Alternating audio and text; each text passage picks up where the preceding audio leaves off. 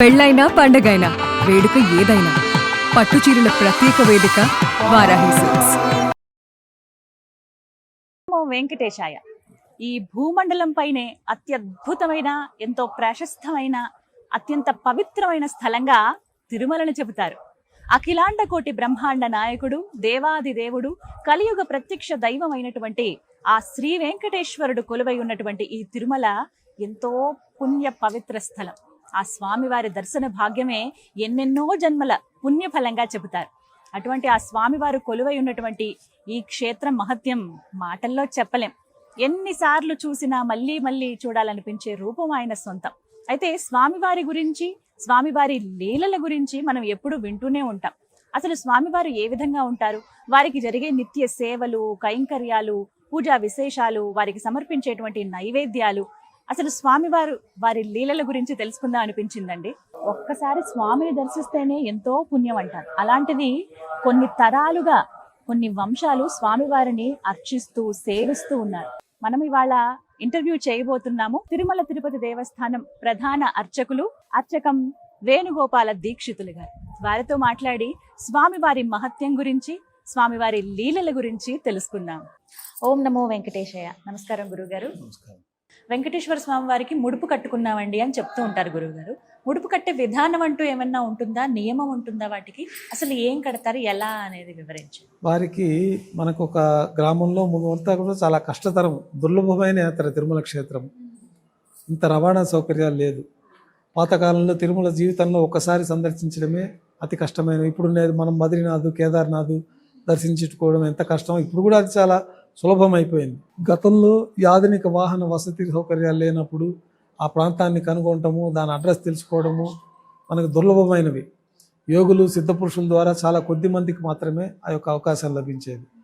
తిరుమల క్షేత్రంలో కూడా పెద్దవాళ్ళంతా కూడా తిరుమల బయలుదేరాలంటే శుచి శుభ్రంగా పసుపు వస్త్రాలు ధరించి స్వామివారికి ఒక ముడుపు కట్టుకొని ప్రయాణం బయలుదేరుతానని అక్కడ లోకల్లో భక్తులందరి దగ్గర వెళ్ళి నేను తిరుమల ప్రయాణానికి పోతున్నానంటే అందరూ మేము కూడా రాలేం కాబట్టి మా తరఫున కూడా కొంత ధనాన్ని వారికి విరాళంగా ఇవ్వడం, వాళ్ళు వాళ్ళ శక్త్యానుసారం ముందుగా వాళ్ళ ఇంట్లో వాళ్ళు సంకల్పం చేసుకొని ఈ పసుపు బట్టలు కడుక్కొని ఒక శనివారం రోజు స్వామివారి కొబ్బరికాయ కొట్టి ఆయన అనుగ్రహంతో నీ యాత్ర ప్రారంభం చేసి నీ దర్శనం చేసుకోవాలనుకుంటున్నాను ముడుపు కట్టుకొని వారి కోరికలు ఏవైతే ఉన్నాయో ఆ యొక్క సంకల్పాన్ని వాళ్ళు చెప్పుకొని ముడుపు కట్టుకొని తిరుమల యాత్రకి సుదూర ప్రాంతాల నుంచి అరణ్య మార్గంలో వచ్చి తిరిగి క్షేమంగా ఇల్లు చేరతామనే నమ్మకం కూడా ఉండేది కాదు.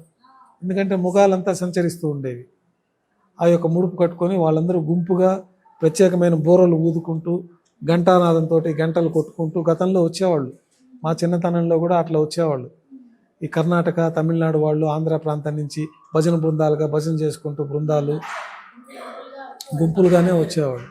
ఈ పెద్ద బోరలు ఉంటాయి, అవి ఊదుకుంటూ ఉంటే ముందు ఒక మైల్ దూరంలో ఉన్న భక్తులకు కూడా వెనకాల మనుషులు ఉన్నారని తెలుస్తుంది. వాళ్ళు ఊదినప్పుడు ముందు మనుషులు ఉన్నారని తెలుస్తుంది. ఆ మార్గం కూడా వీళ్ళకి ఈ రూట్లో పోవాలనేది తెలుస్తుంది. అట్లా సాంప్రదాయంలో ఆ ముడుపు కట్టుకొని ఆ సనాతన పాత సాంప్రదాయాల ప్రకారం కూడా భక్తులు తిరుమల క్షేత్రానికి వస్తూ ఉండేవాళ్ళు. ఆ ముడుపు తీసుకొచ్చి పవిత్రంగా స్వామివారికి ఇక్కడ కుండీలో సమర్పించుకోవడం, పసుపు బట్టలో కడతారు ఆ ముడుపుని సమర్పించుకొని యాత్ర పరిపూర్ణమై ఇక్కడి నుంచి ప్రసాదం స్వీకరించి ఆ ఊర్లో గ్రామస్తులందరికీ ఆ ప్రసాదం పంచడంతో గ్రామస్తులందరికీ కూడా ఆ యొక్క స్వామివారి ఫలితము, అనుగ్రహం దక్కుతుందని ఆ యొక్క ముడుపు అప్పటి సాంప్రదాయం అది. ఇప్పుడు సాంప్రదాయంలో చాలా తక్కువ మంది ముడుపు, ఇప్పుడు అనుకుంటే గంటల తిరుమల క్షేత్రానికి వచ్చేయచ్చు. అంటే అది కూడా ఒక పాత ప్రాచీన సాంప్రదాయం. ఆ సాంప్రదాయం నేటికి చాలా మంది కొనసాగిస్తూ ఉంటారు. ఇప్పుడు ముఖ్యంగా మీరు ఈ కన్యామాసంలో స్వామివారు ఆవిర్భవించారు కాబట్టి తమిళనాడు, కర్ణాటక ప్రాంతాల నుంచి కొన్ని వందల మైళ్ళు పసుపు బట్టలు కట్టుకొని వాళ్ళు నడుచుకుంటూ, చెప్పులు లేకుండా నడుచుకుంటూ వస్తారు. ఇప్పటికీ తమిళనాడు నుంచి వచ్చే భక్తుల కోసం మార్గం మధ్యలో అక్కడక్కడ అప్పట్లో రాజుల కాలంలోనే కొన్ని ప్రత్యేకమైన మండపాలు, కొన్ని ప్రత్యేకమైన వ్యవస్థలు ఏర్పాటు చేసి ఉంటారు. ఆయా గ్రామంలో వాళ్ళు వస్తుంటే వాళ్ళకి హారతులు బట్టి వాళ్ళకి పాదాలకు నీళ్లు పోసి తిరుమల వెళ్తున్నారు, ఎంత పుణ్యాత్మలో వీళ్ళని అన్నట్టుగా చూసేవారు. స్వామితో సమానంగా వారికి సేవలు అందిస్తే స్వామికి అందించినట్టే అని వాళ్ళ కాళ్ళు కడగడము, ఇచోదికంగా వాళ్ళకి భోజనాలు, వసతులు ఏర్పాటు చేయడము, మళ్ళా నెక్స్ట్ ప్రయాణానికి వాళ్ళకి కావాల్సిన ఆహారాన్ని సమకూర్చడము, ఇవన్నీ ప్రాచీన సాంప్రదాయంలో తిరుమల యాత్రలో భాగంగా జరుగుతూ ఉండేది. నేతికి తమిళనాడు నుంచి కొంతమంది అదే విధానాన్ని అనుసరిస్తూ వస్తూ ఉంటారు. బ్రహ్మోత్సవాల సమయంలో ఇటువైపు కడప, హైదరాబాద్ పరిసర ప్రాంతాల నుంచి కూడా నడిచి వచ్చేవాళ్ళు ఎక్కువ ఉన్నారు అదే సాంప్రదాయాన్ని అనుసరించి. అలాగే వెంకటేశ్వర స్వామి వారిది మాల అంటే గోవిందమాల వేసుకుంటున్నారు చాలా మంది. దీనికి నియమాలు ఏమిటి, ఎవరు వేసుకోవచ్చు, ఎప్పటి నుంచి ఉంది అసలు ఈ సాంప్రదాయం మనకి?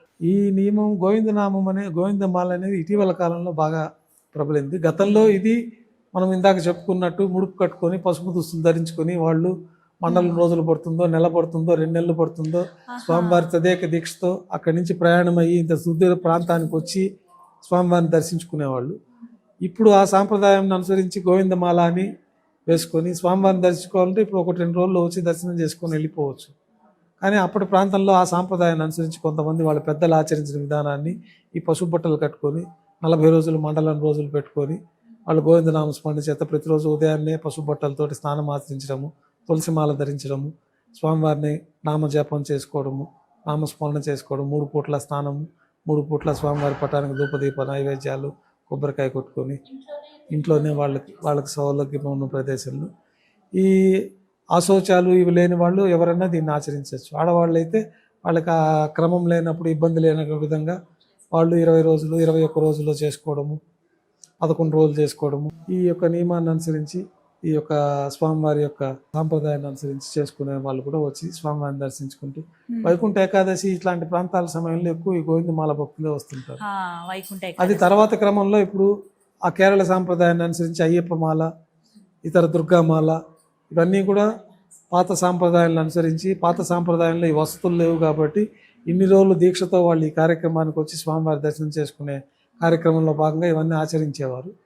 ఇప్పుడు కూడా వారందరూ వారి ఊళ్ళల్లో ఈ 40 రోజులు 21 రోజులు 11 రోజులు ఈ కార్యక్రమాలన్నీ చేసుకొని వాళ్ళు అయ్యప్ప కొండ అయితే అయ్యప్ప కొండకు వెళ్ళి ఆ దీక్ష విరమణ చేయడం, తిరుమల క్షేత్ర సందర్శనం అయితే తిరుమల కొండకు వచ్చి ఆ దీక్ష విరమణ చేయడం, ఇక్కడే దీక్ష విరమణ ఇక్కడ చేసుకొని స్వామివారి దర్శనం అయిపోయి తలనీలాలు సమర్పించి దర్శనము, పుష్కరిణి స్నానము, స్వామివారి దర్శనం అయిపోయిందంటే దీక్ష విరమణ అయిపోతుంది. ఇక్కడి నుంచి స్వామివారి ప్రసాదం తీసుకెళ్లి వాళ్ళ ఇంట్లో గృహస్థులకి, బంధుమిత్రులకి పంచడం తోటి మాలధారణ చేసే ముందు కూడా తిరుపతి రావాల్సి ఉంటుందా అండి, లేకపోతే వారి గృహంలో మనం ముడుపు కట్టుకొని మాలధారణ చేసేసుకోవచ్చు. పసుపు వస్త్రం మాత్రం ఖచ్చితం, అది మాలధారణలో ముఖ్యమైనది. అలాగే మెడలో ఆ మాల ఏదైతే ఉందో పసుపు వస్త్రం ఏంటంటే ఏమన్నా తెలిసి తెలియకుండా ఆ శౌచాలన్నీ తొలగిపోతుంటాయి. తెలిసి తెలియకుండా ఎవరన్నా తాకినా ఇట్లా వాళ్ళు ఇట్లాంటివన్నీ ఉంటే దోషాలు పోతాయి. పసుపు వస్త్రం అదొక శ్రేష్టం. యజ్ఞయాగాదులు ఇట్లాంటి వాటిలో మేము కూడా పసుపు వస్త్రాలు ధరిస్తాం. పసుపు వస్త్రాలకు అంతటి ప్రాముఖ్యత ఉంది కాబట్టి సామాన్య భక్తులు కూడా ఈ తెలిసి తెలియక జరిగే విషయాలన్నింటిలో ఆ పసుపు వస్త్రాల్లో అన్నీ తొలగిపోతాయి, దేహంలో ఉండే మలినాలన్నీ తొలగిపోతాయి అనేసి ఆ పసుపు వస్త్రాన్ని వేసుకుంటారు. ఇది చాలా విశేషంగా ఉంటుంది. ఆ పసుపు రంగు కూడా లేతగా ఉన్నటువంటి పసుపు. స్వామివారి గురించి, వారి లీలల గురించి తెలుసుకోవడం అనేది ఎంతో సంతోషించే విషయం అండి. ధన్యవాదాలు.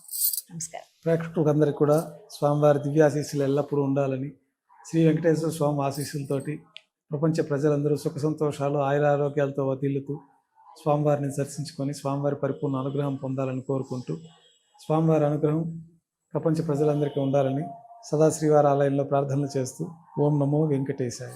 ఓం నమో వెంకటేశాయ.